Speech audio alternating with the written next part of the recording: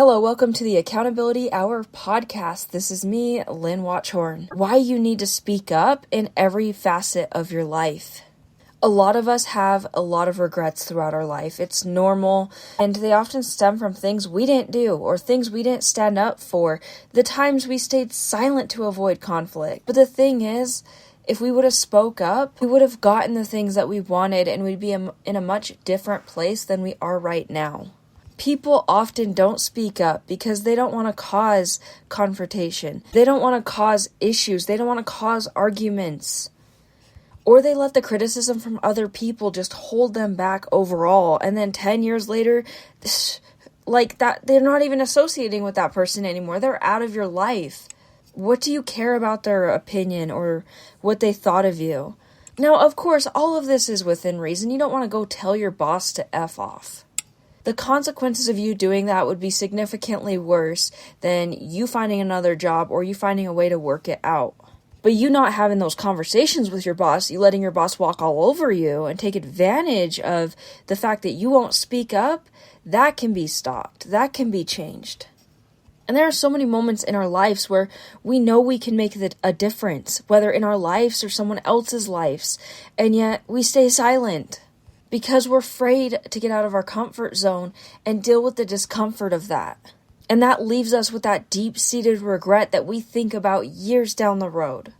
And in a lot of cases, we don't speak up or we don't do the things we want to do because people are making us feel guilty.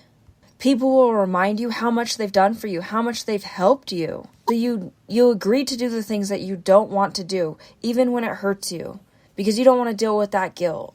Instead of speaking up and confronting them on that mindset, or learning how to at least say no. We're afraid to communicate clear boundaries because we know it's going to cause problems. That person's going to push back.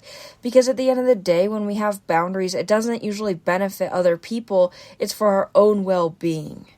And one thing to keep in mind is people will always remember your flaws better than your success. They will remember you in the light that they want to remember you in. And you have a very limited say on what that looks like. I used to hold myself back all the time. It's like, I'm not going to do this or that. I don't want them to think this or that of me. And I would try to control the way they saw me. But at the end of the day, these people that I tried so hard to get to like me ended up hating me anyways. So it's like, who cares? Why did I bother? And then I realized more and more that those people have already made the conscious decision to feel that way about me, and there's not a whole lot I can do to make that decision. Change their decision. Thinking that, I'm not going to have boundaries, I'm not going to speak up for what I need or want, whether it's in a relationship, at the workplace, with my friends. You think that makes you easygoing, you think that that's going to help you in life. It doesn't.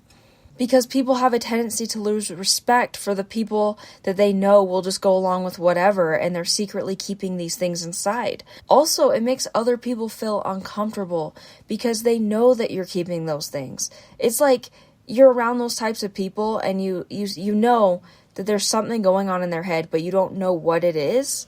So it almost feels like there's a transaction that you know nothing about going on. It's that uncomfortable feeling. I feel like we can kind of sense it underlying, if that makes sense. Not only when you speak up do you let people know that you're not going to be a doormat, but you make yourself even easier going because people know exactly what you're thinking, what you want. They can either give it to you or negotiate.